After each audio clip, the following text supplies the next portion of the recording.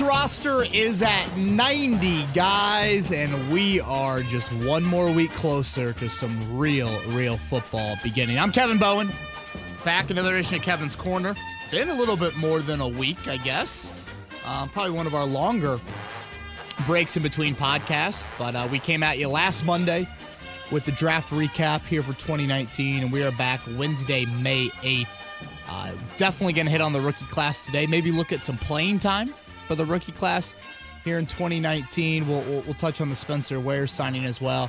And Joey, I think the big focus today is we want to hit on those Twitter questions. Yeah. Maybe didn't get to as many as we would have liked on last week's pod, but definitely want to hit on that. So, what's new, man? No, nothing. Like you said, it's May. We're focusing on the 500 right now, but you can't ever go too long without talking a little NFL and a little Colts. Definitely not. Yeah, roster's at 90 right now. The Colts are in phase 2 of the offseason program, so guys are able to get on the field, able to do some individual work with coaches, and OTAs will start, I think it's a week from Tuesday. I want to say it's May 21st.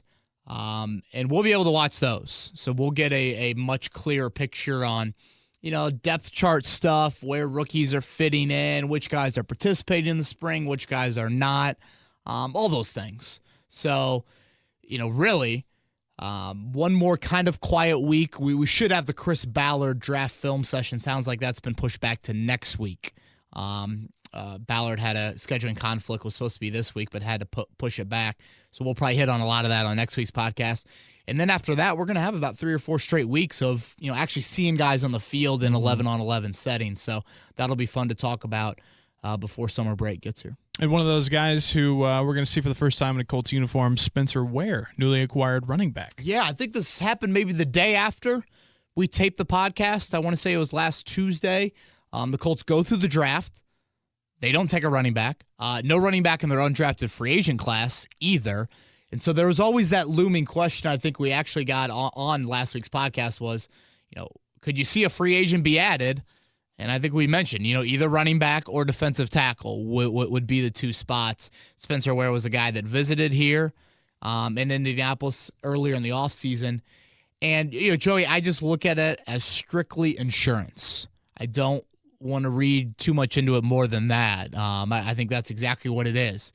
It looks like Marlon Mack, Nyheim Hines, Jordan Wilkins, all those guys, Jonathan Williams, the 4th running back, they're all participating in the spring. And, if Marlon Mack's healthy, I don't see any reason why he's not a 20-carry guy. Mm-hmm. You forget when he was healthy last year, Joey. And that is a question, when he was healthy. I think we have to start there. That's why you signed Spencer Ware. But, when Marlon Mack was healthy, he finished the season with the 6th most rushing yards per game of any runner in the league. That's a high bar. 6th most in the NFL. So I still feel like Mack is your feature guy. If Spencer Ware can prove that he's healthy, because he's been banged up the past couple of years, I do think he'll make the team, but I don't think it's a slam dunk lock. When he was healthy last year, he was a solid runner for Kansas City, averaged, I think, 4.8 per carry there. But the Colts have a lot of familiarity with him. He was in Kansas City with Chris Ballard. They traded for him. He was actually in Seattle before that, which is where Ed Dodds was, who's currently the assistant GM for the Colts. But I think you like 228, 229 pounds, Joey. That you like the fact that he is a little bigger, can be just an added skill set, a different skill set to what you currently have in that room. I've always probably been more of a Jordan Wilkins guy than most, maybe, so I don't want to write him off just yet. But I think this is a smart move in that, just have that insurance policy in place in case something catastrophic happens. If Marlon Mack goes down for a serious injury, you're going to need some sort of veteran to get you through. I am curious, though, how the running back depth chart looks like 2 through 5. Probably more 2 through 4. I don't maybe only keep 3, but he kept 4 for a good chunk of last season. Does Nyheim Hines' role get dialed back with the Parris Campbell edition? He is kind of that gadget guy when you think about their skill sets, even though they don't play the same exact positions. We saw last year when Mack and Hines were healthy, Jordan Wilkins wasn't sniffing the field really. So that's something also to watch. And then Jonathan Williams, the guy we haven't really touched much on. Chris Ballard is really high on him. He's a former 5th-round pick of the Bills. He was on the 53-man roster of the Colts last year, was inactive for the final 6 games. But, if everyone is healthy, I guess Spencer Ware could be a change of pace guy, Joey. But I still look at this as definitely Marlon Mack's backfield. So last week we recapped the draft and talked about why and how it went down, and we saw the series that the Colts put together as well. That was so well done with the next pick, and that last episode was pretty incredible, seeing exactly what went down in the war room. But today, let's hit on a little bit of rookie playing time projections. Never too early for that. And I'm glad you brought up the with the next pick series. I think we have a Twitter question, so maybe I'll save my thoughts on that until we get that Twitter question. But so this is the second year that we've done this, Joey. So just before we get into it, let's briefly go over what our ranking system is. Mm-hmm. And we know full well this is May 8th, but we get so many questions on day one impacts and, when can you expect this guy to be, ingrained into an NFL culture, an NFL system and all that. So I'm just going to throw out some numbers. And it was funny looking back on last year's numbers, Joey. We were pretty spot on with several of those guys. From day one, we expected Nyheim Hines to play a big role, even though he was a day 3 draft pick, and he did that. So our ranking system is on a 1 to 10 basis, 10 being Quentin Nelson, like slam dunk, 16-game starter. You're going to play the most snaps of any player on your roster. Yep. And then 1 being you'll be fortunate to make the roster. So that's where our 1 to 10 scale, and we'll get into all 10 draft picks. So we'll start with 34th overall, first pick for the Colts in the second round, Rock Ya-Sin. Rock, Joey, for me, is a difficult one to accurately gauge. Most 34 overall picks would probably be a 9 or a 10. You would expect a fringe first rounder to probably start for you. But I'm going to go 6 to 7 on the Rock Ya-Sin scale. And I say that because, look how your top 3 corners finished last season. I mean, they played pretty good football for you late. Yeah, I know the Kansas City game is definitely a stain, but Kenny Moore, Pierre Desir, Quincy Wilson, that trio, I thought gave you good snaps late in the year. And so that's why I put Rock Ya-Sin at a 6 to 7. I always feel like you have to say his full name. Rock's pretty cool, though, too. Should we just go with Rock? Yeah. And I guess it's Banagoo, not Bonagoo, like I was saying last week. Yes. Yeah. Yeah, he clarified that. So, Rock, I guess what I'm getting at, Joey, is this. There's not a huge pressing need to force Rock into the starting lineup. Like, Darius Leonard, even if he wouldn't have been Darius Leonard last year, the dude was going to start. Your linebacker group was barren. Mm-hmm. With corner, there isn't a need, but I still put it at 6 to 7, because I feel like Rock gives you the man-to-man ability that could lend him to being on the field a little bit earlier than most. But I don't look at Moore and Desir and Wilson and be like, yeah, those guys suck. Like, they need to come off the field. No, I don't say that. It's a great problem to have. Is there a question about Rock making a full jump in competition? That's something. He played at Presbyterian, played at Temple for a year, which I know Temple is in the American, I want to say it's called. AAC. Yeah. So that's definitely a step up, but I just don't think it's a slam dunk 16-game starter sort of thing. Maybe it's midway through the year and you're playing some better wideouts and those sorts of things, and you want Rock to be out there, and he's proven himself, but I don't think from day one it's an absolute must. He's a starter in your base defense. Going to the Colts' second pick in the 2019 draft, feeling a little bit higher on Ben Banagoo. Yeah, this one is probably the highest, Joey, I would say, of rookie draft pick playing time. I'm going to go with 8 to 9 here on Banagoo.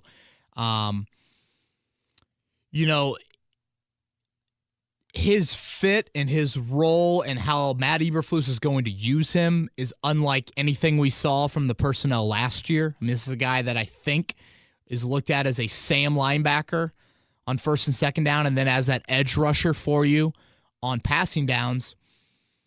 if he plays Sam linebacker, I looked it up last night. Matthew Adams was your Sam linebacker last year. He only had one game all year where he played more than 42% of the snaps.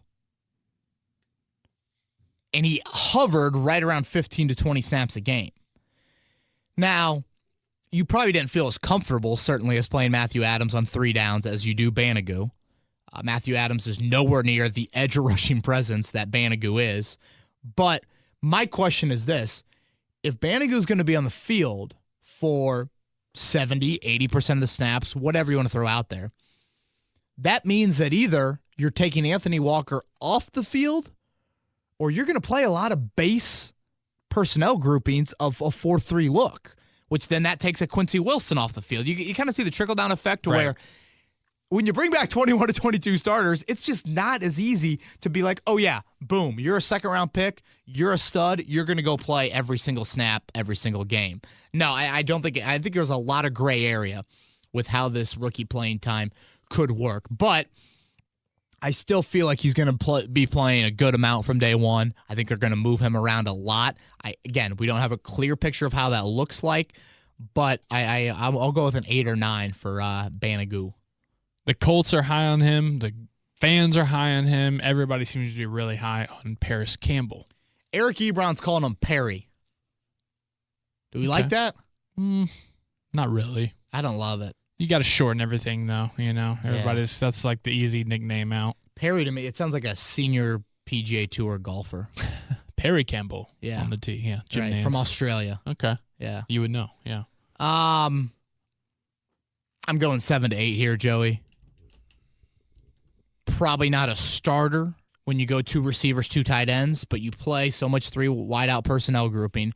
And frankly, there's going to be times where you will probably want him on the field as your number 2 wideout and not Devin Funchess. There always will be the mixing and matching from Frank Reich that you're going to want Campbell on the field. And even if his development from the full route tree takes a little bit of time, and maybe the Colts don't want to throw that huge burden on him from day one, he's too unique of a talent to keep off the field. And I go back to what I said about Nyheim Hines, Joey. I'm curious just to see our guy. Hines is our guy. How does that impact him? And trust me, I think there are some, personnel packages that you could have Hines and Campbell on the field, and then it's jet sweep this way, jet sweep that way, boom, fake the screen here, go here.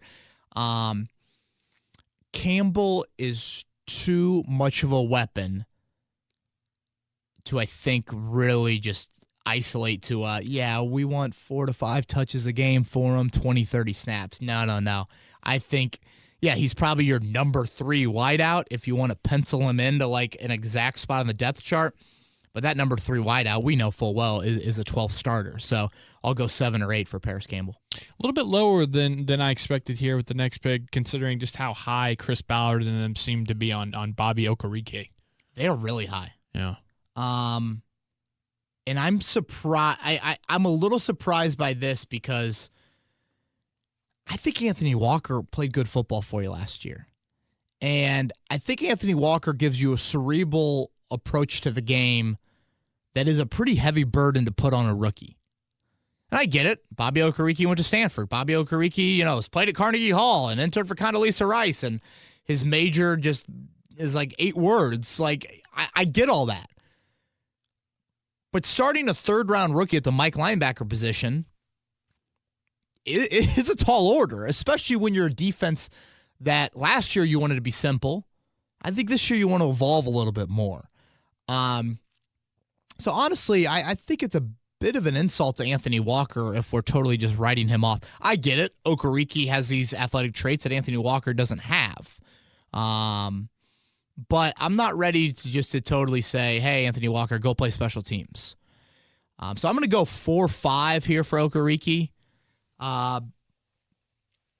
It's just hard to imagine for me him totally supplanting what Anthony Walker gave you last year. And look, Anthony Walker didn't play every snap.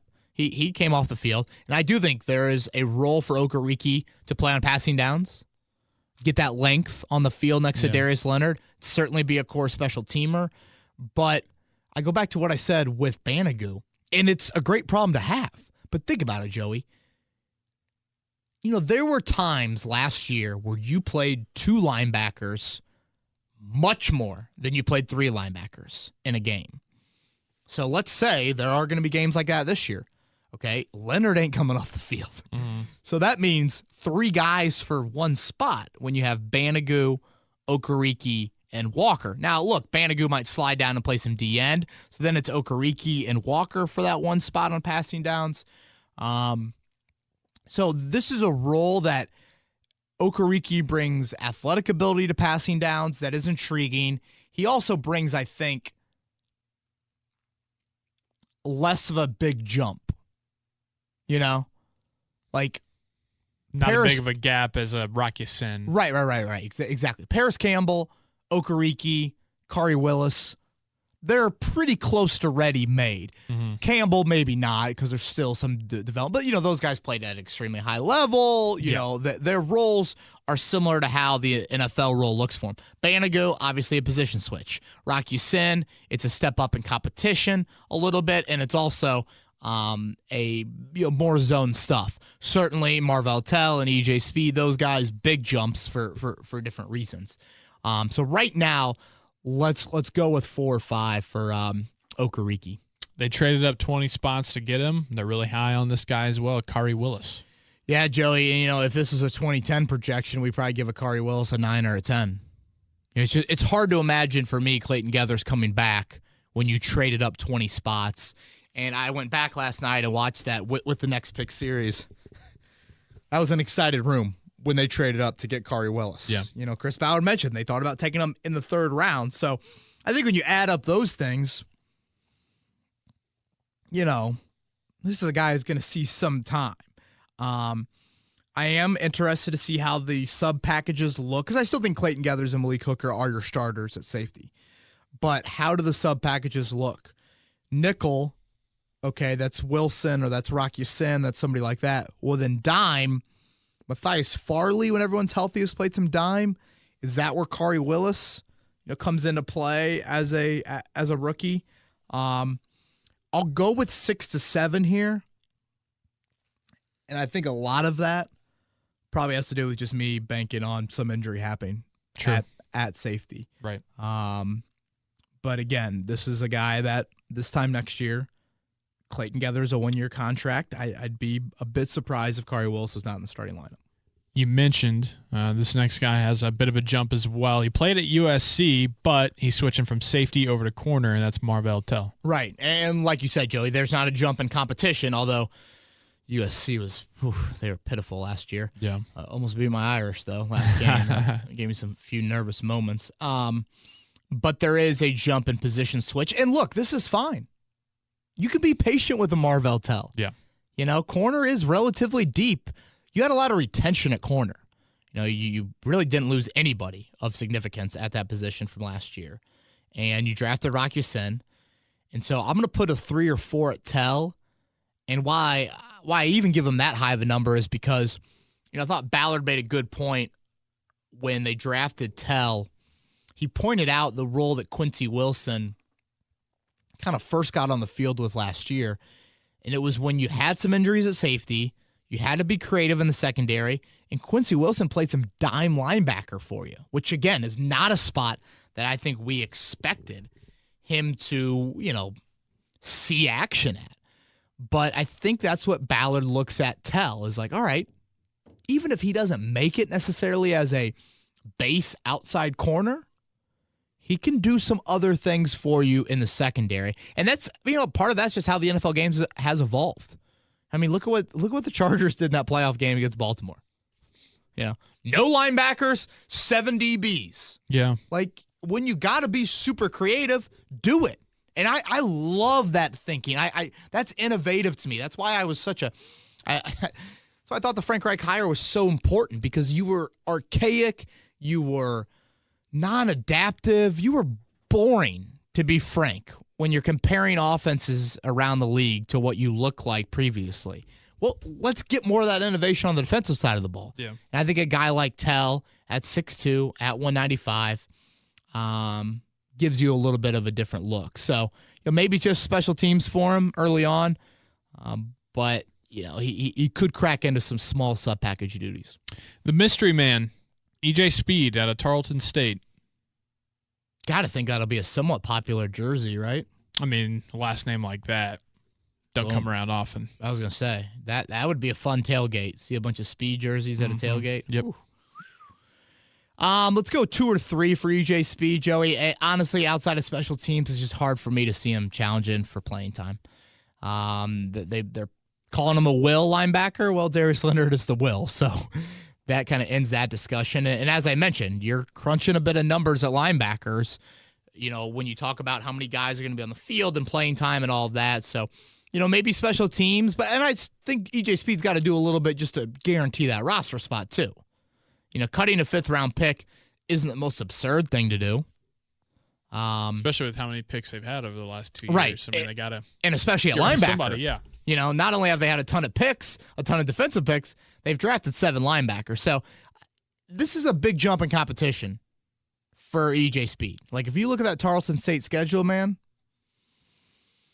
Yeah, I mean, I couldn't find any pictures on them. We have one picture that we can use. We just keep on using over and over again. Yeah, I mean, it's a pick. Their schedule looks like something you'd see Earlham or Hanover or Franklin play. Mm-hmm. Not to hate on our D3 schools here locally, but Darius, not NFL competition. No, and not even close. I mean, Darius Leonard, I'm pretty sure he was the only. He was the only player in the conference to get drafted. And I also found it odd, too, that he was never even first team. I don't think he was first team all conference ever. That's crazy. You would think, like, a guy that put up some pretty impressive numbers in college from attack, and they were good. I think they were good. I think they went undefeated or like 12-1 or something. But, yeah, that was just odd to me. So, yeah, I see special teams, and that's probably about it. All right. Another low number here for D-end. Gary, right? Gary Green? Going Gary. I just thought of Remember the Titans. And I thought you said your name was Jerry, which makes you Dean. That's great. Gary Green. Such a great movie. Really crowded group, Joey. Yeah. He's got to prove himself to make the roster. When you look at D-end and you start thinking, okay, Sheard, Houston, those are your starters. Now let's think of backups. Kamoko Ture. Let's not forget about Al-Qadim Muhammad, who started playoff games for you last year. Yeah. And then you think about the other guys that can play end for you in a pinch. Banogu, Tyquan Lewis. Yeah. Like, Gary Green making the team will be a nice achievement for him. I get why the Colts drafted him. They love the get off. They love 6'4", 250, 4'6", all that. But I'm going to go 2 or 3 here. Like, Gary Green's just got to prove himself before we're going to, pencil him in onto that depth chart. Finishing up in the 7th round here. 6th and 7th round, correct? Both 7th. Both 7th round, just like we had both 7th round linebackers in 2018. The offensive line reinforcements come in the 2019 7th round with Jackson Barton and Yvonne Patterson. Yep, Joey, 1 or 2, for both. Got to make the team. And I think what hurts these guys is the offensive line continuity. We talk about 5 starters back, and you got pretty much all your key depth guys back. Clark and Haig and Evan Boehm and Josh Andrews. So there's certainly an opportunity for these guys to make the team or be on the practice squad, but it's no lock by any means. Like Matthew Adams and Zaire Franklin last year had much better chances at making the team than these guys have. I think it'd be wise to get both these guys on the practice squad, just groom, especially Barton out there at tackle. But, unless a slew of injuries happen, Joey, these guys will be very, very happy just to see their name on the 53-man roster come September 1st. All right, you want to get into some Twitter questions? Yes, sir. All right, we had to cut it short a little bit last week, but we're ready to roll here this week. So let's get it started if I want to click out of the Twitter questions. All right, here we go. From Cody Felger, happy birthday, Cody. It's his birthday. He was asking for a podcast, and we obliged for whatever reason. So happy B-Day, Cody. He says, or they ask, if you had to pick one player to get cut from the cornerback and wide receiver room as it currently stands, who are you cutting and why? What's the best month to have a birthday? Ooh, May's pretty good. Yeah, May, June, or July. I think you Yeah. can't go wrong. Yeah. I'm August, and that's just school. Yeah, see, part of me is like, I'm September, so I'm school as well. Part of me is like, wasn't that kind of good, though? Like something to look forward September's to good. when you hate school? Yeah. May through September, I think you're Definitely you're not. good. I don't want any birthday when like there's holidays around. So then, oh yeah, we got Kevin a birthday present and a Christmas present. yeah. Oh wait, it's the same thing. Just tries to sleep. Yep, for sure. Come on, Aunt Kathy, I'm not buying that. All right, give it to me again. Corner. Yeah, corner or wide receiver. If you had to pick one player to get cut from those rooms, who are you cutting and why? Oh well, I guess I go the easy way out and just pick undrafted free agents in each room. But I'm sure he wants maybe a little bit more of a high-profile cut. I know this is probably a popular question, Joey.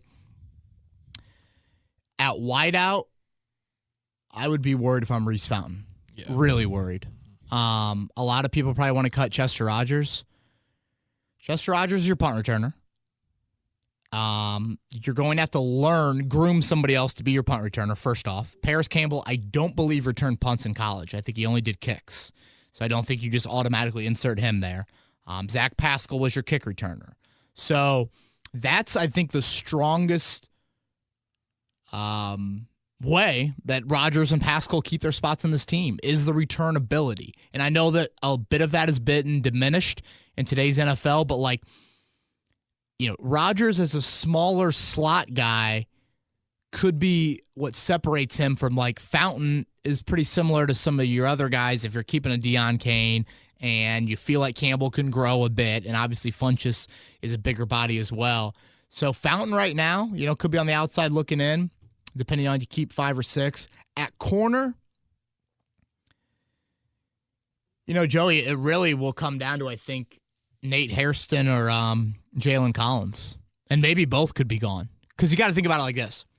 Let's say you keep 5 corners, maybe 6. And again, you're going to be crunching a lot of numbers because now you could be taking away. If you keep 6 corners, well, now you're only probably keeping 4 at safety. That means you're cutting Farley or you're cutting George Odom. Yeah. So at corner, you're obviously keeping Desir, Moore, Quincy Wilson, Rock Ya-Sin. There's 4 locks. You think Marvell Tell. There's 5. That's 5 corners. Nate Hairston, Jalen Collins, you better prove yourself big time on special teams. And we're not even talking Chris Milton. I know some people laugh at the guy has made the roster because he can play special teams since the Ryan Grigson era. Somebody's got to do it. You know, exactly. So someone has got to just get dirty, get a little muddy, and act like they want to play special teams and go play it because Nate Hairston, Jalen Collins, right now, it's not looking good. At Fun Colts account lays out a few options for you, and I bet based on their name you can guess what they're going to be. They say, will the Colts be less fun this year, same fun level as last year, more fun this year than last year, or, in all caps, hold on to your butts level of fun in 2019? Oh, my gosh. Wow. That's a lot of fun, man. A lot of fun. More fun. Yeah. Same. I wish the home schedule was better. Then it was maybe hold on to your butts sort of fun. But, yeah, I would say more fun. I just think that it's a higher level of talent, better opponents. Yeah. Let's go with more fun. I thought last year was pretty fun.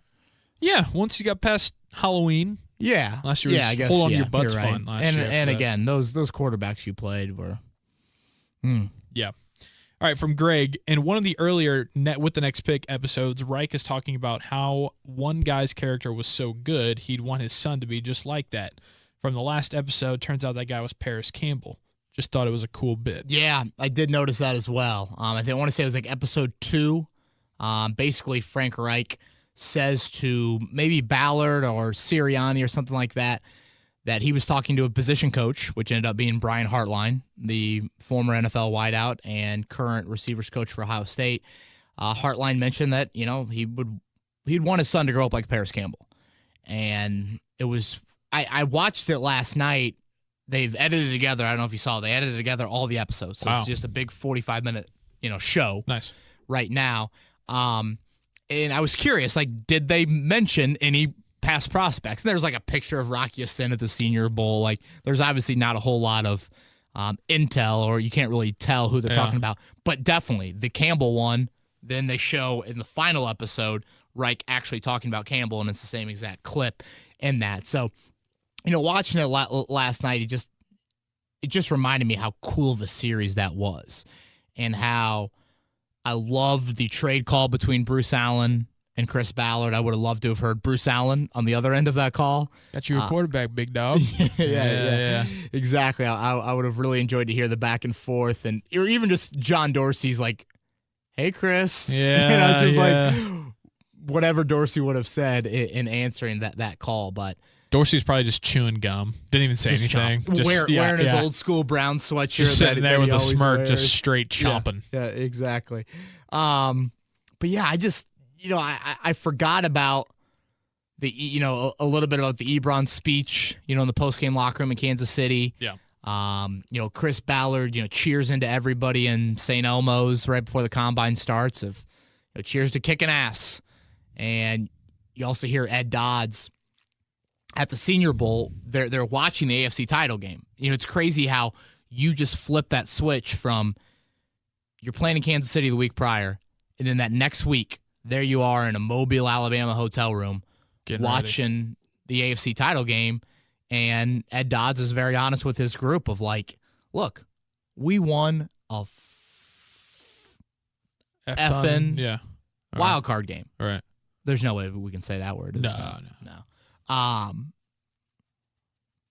Like that's okay. Who cares? Like in 10 years, no one's gonna remember that. Not hanging any banners for that. No. Or will they? I think it's. I don't think it's wild card participant or wild card winner banner. I guess I would say. Yeah, but it was an awesome series, and kudos to everyone over there. Honestly, from their football operations side to their production side, and everyone that people saying yes to that doesn't happen very often in the NFL. I know firsthand. So really, really cool. All right, from Drew Rush, Ebron's 17 touchdown prediction is pretty bold. If this comes to fruition, how many touchdowns does Luck throw in total? Oh my God. Well, I'll tell you that. If Eric Ebron catches 17 touchdowns, T.Y. Hilton ain't going to be happy, and Devin Funchess ain't going to be happy. Like, 17 touchdowns is an absurd amount. Unless Luck goes for like 55. Right, exactly. I mean, if Ebron catches 17, how many Luck throw last year? 40-something? He was second to Mahomes, I want to say. I don't even know if he got to 40. Let me look that up. 36? Is that right? I don't know. That just sounded right. Your Luck 2018 stats. He threw 39. So, yeah, just one short of 40 for Andrew Luck last year, second most in the NFL. Yeah, I mean, if Ebron catches 17, you got to think Luck's throwing what, around 45? Yeah. At least, I mean, how many did Hilton have last year? He had a big start, only at 6. All right, how about this trivia question? Who caught the third most touchdowns for the Colts last year? Ebron 13, Hilton 6, and then I guess there's 2 tied in third place. Neither player is still on the roster. I just gave it away. Yeah, I was going to say Dontrell Inman and Ryan Grant. Dontrell Inman and Eric Swope. Eric Swope, 3 TDs and 8 catches. He didn't even make it to like the midway point. That's some pretty good efficiency there. Yeah, it is. Swoopy. All right, from Jake Wardell, better front office combo, Chris Ballard and Ed Dodds or John Dorsey and Elliott Wolf? Ooh. 2 pretty good front offices, definitely. It's interesting to me just how close John Dorsey and Chris Ballard are, and yet it seems like John Dorsey may be a little bit more willing to take some character risks than Chris Ballard. Yep. We'll see if that changes at all moving forward. But I will say, I don't know. I mean, both are, I would say both were granted some great opportunities in that Chris Ballard walked into a team that had Andrew Luck, and John Dorsey walked into a situation where he had the 1st and 4th overall picks. I would say just strictly off moves, boy, it's tough. I mean, getting Darius Leonard is incredible, but trading for Odell Beckham and still like not decimating your draft capital of your roster is still pretty good. Having the nuts to take Baker Mayfield 1. Yeah, that too, and keeping it so close to the vest. Yeah, yeah, that's give me either, man. I guess I know I've said before, like sooner or later you got to get talent in your locker room. But if it's pretty even, obviously I'm a fan of a locker room that has a little bit more character than not. So let's go with Ballard. Ben Jammin 317. Will the Colts ever use Jalen Collins, or will he just be a depth/special teams player? What a great Twitter name. Yep. Sounds like a summer. Definitely a DJ. Yeah. Maybe rides a skateboard. Let's see in this profile here. Center Grove High School, 18, life is a party. Well, yeah, okay. Figures, yeah, it is. Wonder if his name is actually Ben and he just spelled it B-E-N. That would be even better. Yeah. All right, Ben Jammin asked about Jalen Collins.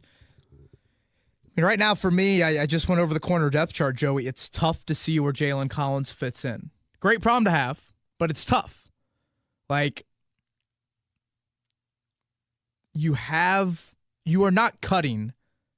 To me, I'd just be stunned, if you cut any of Kenny Moore, Pierre Desir, Rock Ya-Sin, and I think you can throw Quincy Wilson into that group. Yeah. So that's already 4. Like, I just don't, maybe Collins is the 5th, but then where's Marvell Tell? Where's Nate Hairston? Where's, Chris Milton? I mean, right now, without seeing Jalen Collins participate in really any practice in his NFL career, I would have him definitely on the outside looking in of making the 53-man roster. Jeremy Stevenson says, every year Chris Ballard seems to have a surprise cut trade before the season starts. Who could be the shocking release this year? Ooh, it's a good one. So last year, I guess, was Simon, right? Yep.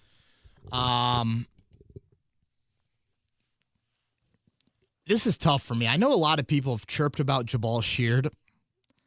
I don't see it. Still pretty productive. Does dirty work, plays every down, can play every down. Good locker room guy. Great locker room guy. Like, doesn't say much, but they love how that dude works. I mean, like Frank Reich gushes about Jabal Sheard. Frank Reich doesn't gush about a lot of defensive players. I'm being honest. Like, we don't ask him a lot of defensive questions because it's not his side of the ball. But unfiltered, or unscripted, I should say. He was gushing about Jabal Sheard last year. I don't think Clayton Geathers, right? You don't bring back, I don't know. I mean, I feel like Chris Ballard loves him too much. Muhort retired. So, like, you can't look at, like, right. If Geathers' knee falls apart, I guess maybe that. I don't believe in the Anthony Walker. I mean, I don't know. Maybe I'm going crazy with some of these names I'm throwing out there, but I don't know what, like, to me, cutting any of the wideouts besides Hilton, Funchess, Campbell, none of those cuts would be stunning. Maybe Kane. Yeah. I guess the biggest level of surprise I would have would be Jordan Wilkins. None of the O-linemen. I mean, I could see any of the backups getting cut, No one on the D-line stands out to me. Like a Wilkins, an Al-Qadim Muhammad, a Matthew Adams, maybe a, George Odom. I just don't, no one jumps off the page at me as like, this guy played a significant role for you in 2018 and now he's going to get cut. I know people probably want a little bit more of a risky answer there. Like, I guess, if Jack Doyle doesn't come back to full health, that would be... People wouldn't be too happy about that. No, but like that, I think injury has to play into a lot of it for me. Like I say, injury with Geathers, injury for Doyle. But yeah, I don't think any of that would actually happen. I can't. The most frequent names that I've seen thrown around, I feel like are Sheard. Maybe Geathers. I can't see Jacoby Brissett cut. Like Phillip Walker's not going to be your backup quarterback. I mean, if some people consider Chester Rogers a surprise, but I still would put Chester on my team right now. Ivan Burton says last year the Colts had 4 running backs and 4 tight ends on the opening day roster. Do you think Excuse me, sorry, the words are getting mixed up here. Do you think one of these groups could be lessened to account for an extra wide receiver or DB since those groups are so deep? Well, I think it's a good question. I think they certainly could. The definite key has got to be your returner has to come from your receiver or cornerback group, or secondary group, I should say, which should happen. That happens, I think, with most teams. Tight end, I don't love cutting to 4, Joey, or cutting lower than 4, because I think with Ross Travis and Mo Alley Cox, you need to see if one of those guys can be your number 2 tight end in 2020. Remember, Ebron and Doyle are going into contract years. So that's where I look at tight end. Running back, I don't love cutting down to 3 just because I think that's a really small number to have on your 53-man roster. Like, if Marlon Mack goes down, now you only have 2, and you're in a bit of scramble mode. But that might be the group that I would maybe cut down to 3, but I don't know. I'd try to pinch numbers in the trenches if I could, and I know that probably disagrees with Ballard's thinking, though. Eric, what are the chances the Colts make the playoffs again, and what seed would they be? Oh, I would say, 80% chance to make the playoffs? Yeah. Is that too high? No, I think it's about right. Yeah, 80%. Division or wild card? Yeah. I expect the AFC South to have 2 teams in again. What seed? Yep. Ooh, this is tough. You know what Jim Irsay wants? 1, baby. He wants 1. He wants a bye. Top 2 seed is the goal for Jim Irsay, and he really wants that 1 seed to get the 2 home playoff games before the Super Bowl.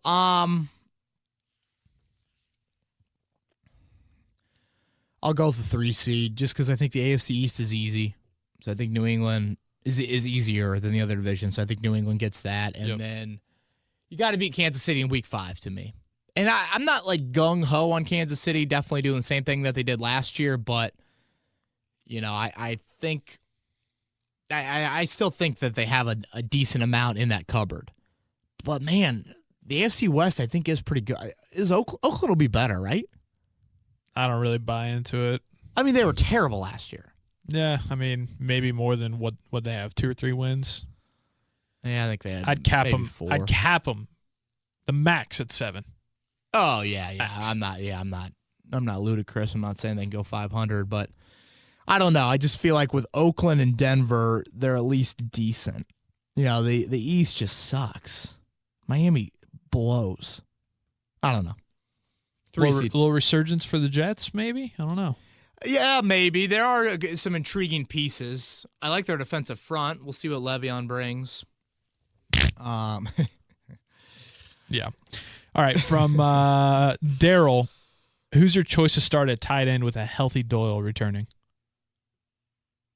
Well, I'd assume Ebron. I guess maybe he's asking single tight end sets. I guess. Yeah. I mean, 2 tight end, it's Doyle and Ebron. When you want to pass more, you're going to put Ebron out there. When you want to be more multiple, more versatile, you're going to throw Doyle out there. I don't think it's that crazy of a huge dilemma or anything too pressing there. Travis Lee asks, who do you think has the best chance of making the roster as an undrafted free agent? I think the wide receiver Hart or the tight end Henches. Travis, good to hear from you.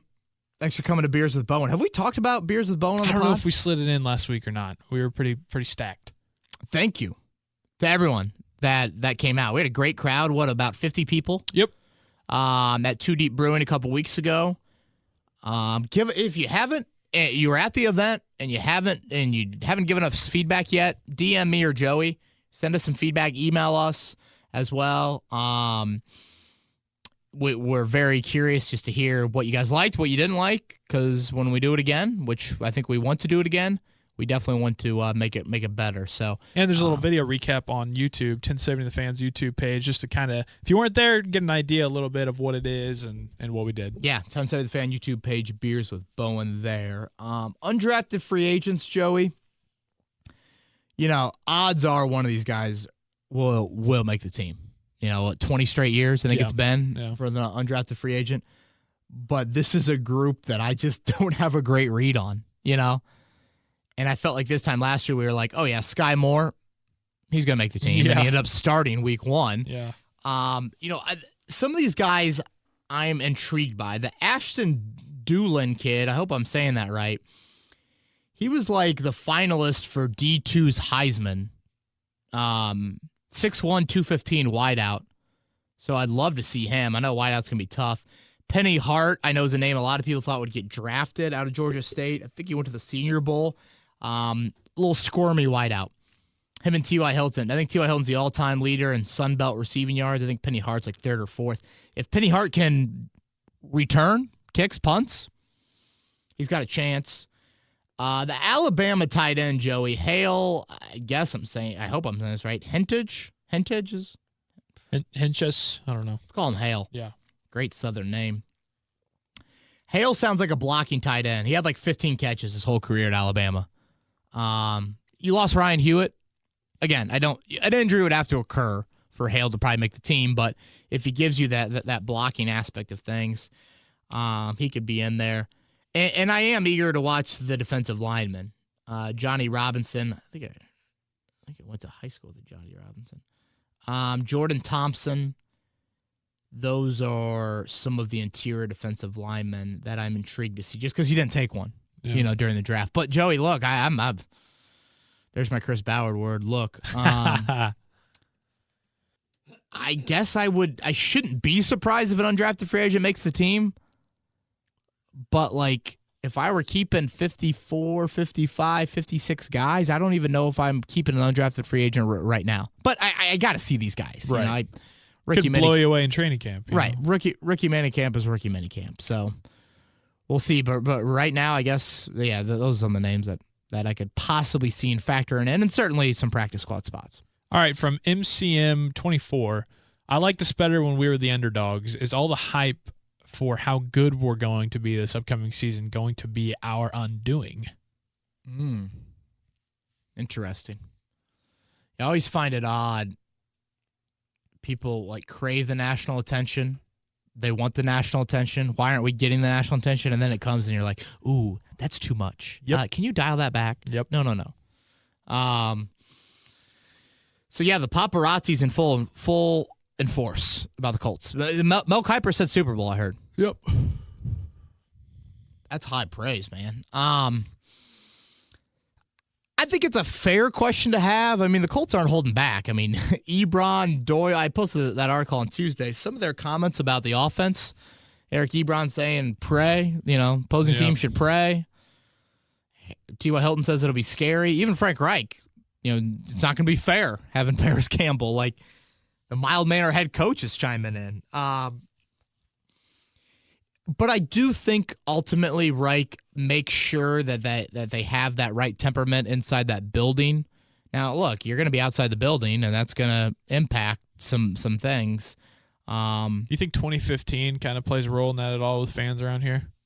Oh, for sure. Yeah. It's a great point. Yeah. But yeah, definitely. Now, the good news is inside that locker room, 6 players left, 5 players left? Hell, yeah. Hilton, Doyle, Costanzo, Luck, Vinny. Not many. So I think it's fair to ask the question, but I like to think that temperament in that locker room will be able to overcome it.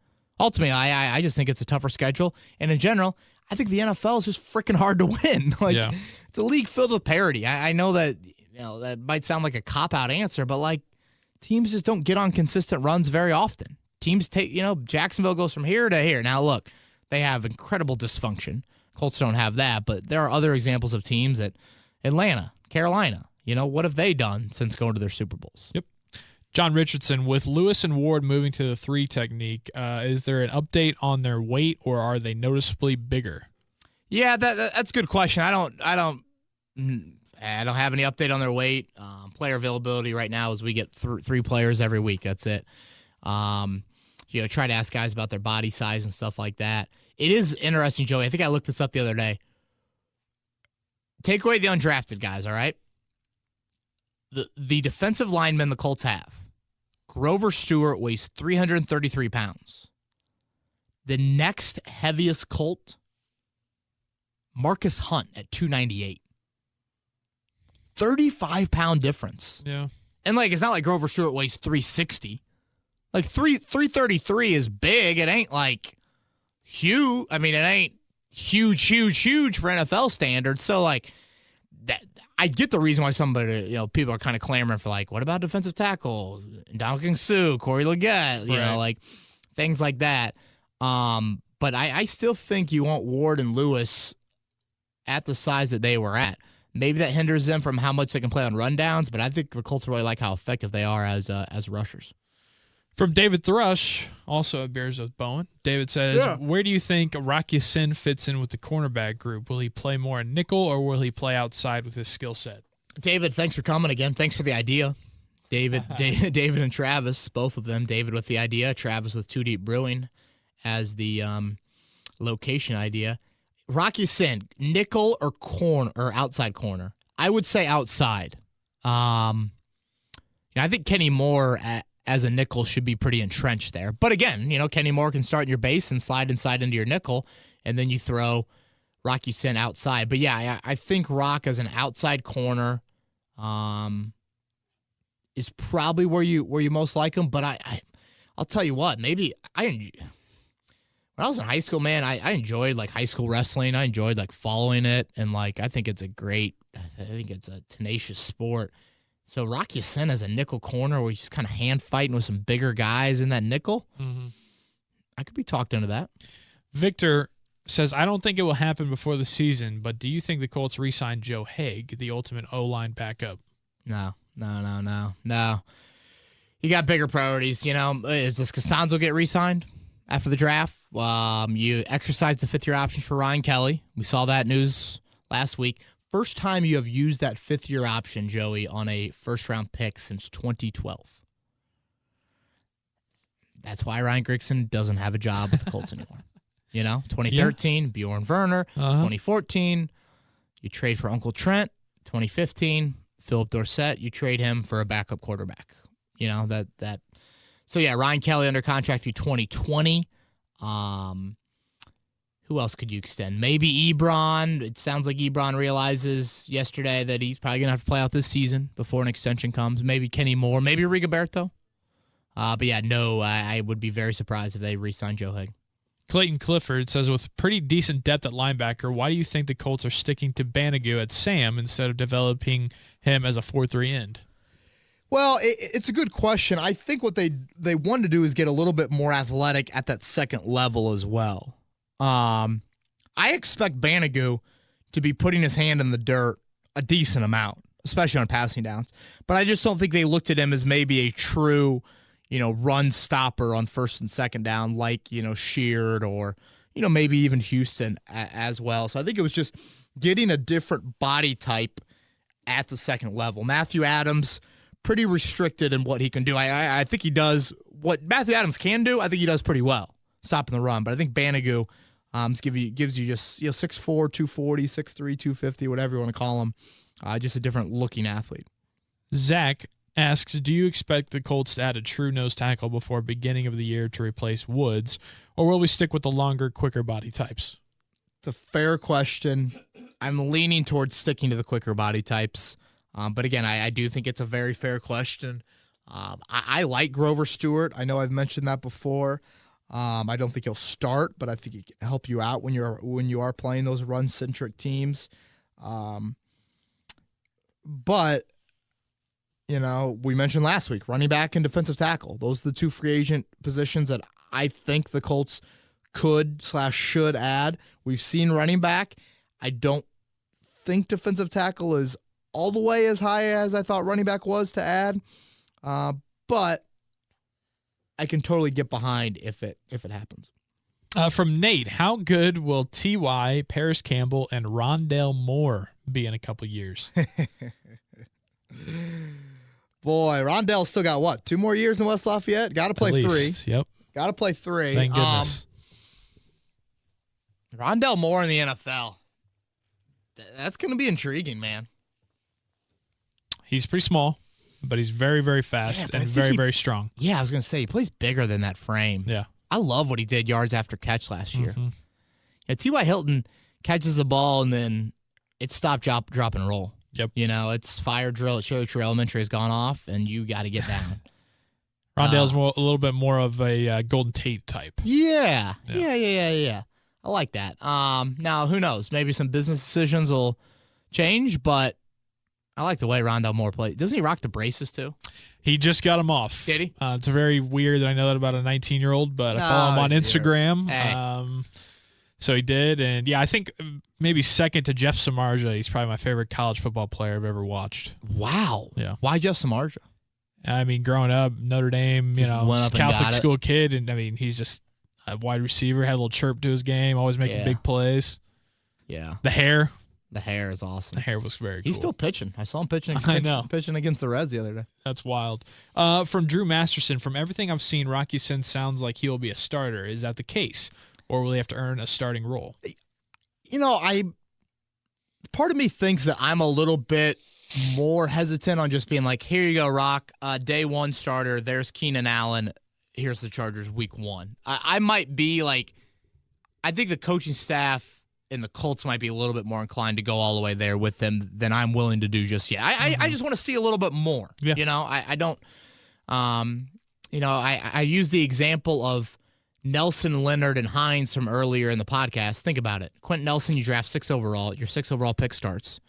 Darius Leonard, you drafted 36 overall. Your linebackers were nobodies. And then Nyheim Hines, you drafted in the 4th round, but you had very little skill talent outside of T.Y. Hilton and Eric Ebron. So you knew Nyheim Hines was going to play a huge role, and he caught, the third most passes, second most passes, I think, on the team last year. So I just don't think you're as in a dire of a need with Rock as you were those other guys. But having said that, he brings some traits that I think you could view and be like, oh, that's an upgrade. But I don't know. Maybe I just have this peer to seer like Amari Cooper, DeAndre Hopkins film in my brain of I think the best chance is Rocky Sin jumping Quincy Wilson. That's where I think the best opportunity is there for him. Andy Ball says, Deion Kane and Jack Doyle, what % healthy are they? Well, definitely not 100 right now. I think both are doing various forms of rehab. Doyle probably a little bit more strength. And then Kane a little bit more field work just in getting that knee fully ready for camp. But yeah, I think the expectation is both of them, 100% around the start of camp, which I'll throw out a date. Don't want to be too premature on this, but I think you go off the first preseason game 15 days before that. July 24th? That's my guess. Wednesday, July 24th for Grand Park. Ross Smith says, if you had to fill a starting lineup for baseball using Colts players, which players would you pick and what positions would they play? Holy shit, Ross. Ross? Yep. Is this Ross Lubbers? Who is this? No, Ross Smith. God, it's if that was Ross Lubbers, I give him credit on the beach in Florida sending in that question. Ross Smith. Joey, wow, I love this question. All right. Can Nelson play first base? I was thinking more catcher. Oh, you need a little bit more of an athlete back there. Really? I want Jack Doyle as my catcher. Oh, okay. I can see Jack Doyle just kind of being the quarterback back there, making sure everyone's in place. Luck would be a good catcher. Yeah, he's got a catcher build. Third base, let's put Brissett. Arm. Get a little arm over there at third. The best athlete, I think, on the team, and maybe I'm forgetting somebody, I think is Zach Pascal. So I want Zach Pascal in center. Okay. I want, who's my power bout in the outfield? Who can hit? Leonard? Can Leonard hit? I bet he can. I bet he's just got that farm strength power, man. Okay. Put Leonard in left. Right field, I need some more speed. Should I put Hilton? Need an arm out there a little bit, too. Yeah, I need another arm. Yeah. Let's put Campbell. I trust Campbell having an arm. Yeah, he would be a good right fielder. Jason Hayward-esque. Yeah. Shortstop, let's go with Hooker. Maybe I should put Hooker in the outfield. Rangy. I was going to say he could be your center fielder. Yeah, that's a tall shortstop. Then put Hooker Pascal short. Second, you got to go with Vinatieri. Right? He's Chuck Knobloch. Adam Vinatieri at second base for sure. I'm going to stick with Nelson at first. Pitcher, I don't know. I don't know about pitcher. I don't know, Who's my flamethrower? Who's my loose cannon in that locker room that I feel like can just wing it? Can Costanzo bring the heat? Nah. I don't know. I don't have a yeah.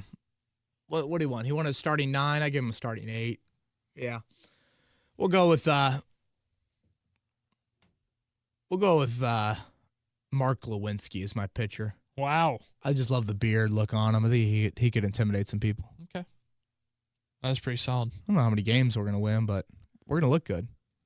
All right. From Stan Cal, which will be more intriguing, watching how Frank Reich, Nick Sirianni will deploy Parris Campbell throughout the year, or watching how Matt Eberflus will deploy Ben Banigou? Ooh, I like that one. Man, he's good. That Stan Cal's good at this. Banigou. Yeah. Because like Reich and Sirianni, I know that they're creative people. And we saw it a little bit with Nyheim Hines. Yes, Campbell's different, but we saw it a little with Nyheim Hines. Eberflus, we didn't see it, you know? It was like, oh my gosh, Kenny Moore is a blitzy nickel. Whoa! You know, it's like, yeah. So Banigou, yeah, I would say Banigou. It's probably not as sexy to most. Like, people are going to be like, oh my God, I want to see Parris Campbell. Duh. Nah, I kind of like to see, all right, what's that front 7 look like for me? C.W. Moran, way too early 2020 draft prediction. What position do you see us discussing as a top need in next year's draft? Good Lord. Can't even be mad at him. I already looked at a 2020 mock. I might have looked at 2 of them. Do I have issues? I think we all do. Dude. Got to play a year here. Position for next year. I mean, I guess finding that dominant right end. You know, Justin Houston's going to be a year older. And then even if you re-sign Costanzo, I still think your tackle depth. Like, you could lose Joe Haig and LaRaven Clark. They both are in contract years. Mm-hmm. Those 2 stand out to me. I guess what position? Tight end, Ebron and Doyle in contract years. What happens at wideout with Funchess in the 1-year deal? I'm acting like these are all like pressing needs. They're not. But they're all needs to some degree. Yeah, those are the ones that stand out to me. The Herald asks, what is your guess at the starting wide receiver core come week 6? I think it'll be pretty similar to what I would say week 1. You know, Hilton, Funchess, Campbell. Again, Hilton is going to be out there a ton. Funchess and Campbell will probably depend on just what Frank Reich is looking for and how to have those have those bodies and skill sets, I should say, out there. But yeah, for the most part, I think those 3 are pretty set in stone. Andrew Fisher, jumping ahead a bit here, what are the long-term plans of the tight end position? That's a great question, Andrew. Listen to this podcast will know I love Ross Travis. I love Mo Alley Cox. But I'm really curious to see what Ebron and Doyle do this year. Doyle's got to stay healthy. And then he could be back on another similar deal that he signed 3 years ago, I would think. Ebron's got to be more consistent. You would think all signs point to Ebron coming back. You know? Yeah. And I say that based off like some 25-year-olds or 26, however old he is, some guys that hit the open market at that age and used to be a top 10 pick, they might be like, oh, here I'm cashing in, thinking I'm going to get the deal that I thought I was going to get after the rookie contract. Part of me is like, yeah, I could see that out of Ebron, but the part of me is like, dude, he loves it here. Right. Loves this locker room. Just had another kid. I think if the Colts, as long as they stayed competitive in terms of the market, I think he would come back.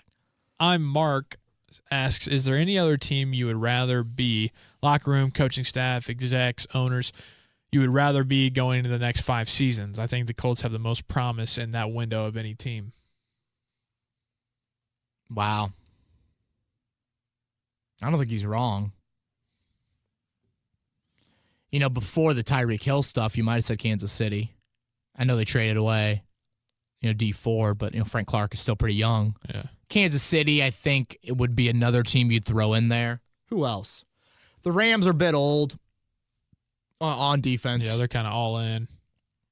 Them and the Saints are kind of like, I'm not going to go with the Saints or the Chargers or the Patriots or the Steelers. Just those quarterbacks are too old for me. Maybe the Eagles. What about the Bears? Bears, Cowboys. No, not the Cowboy. I don't believe in Dak.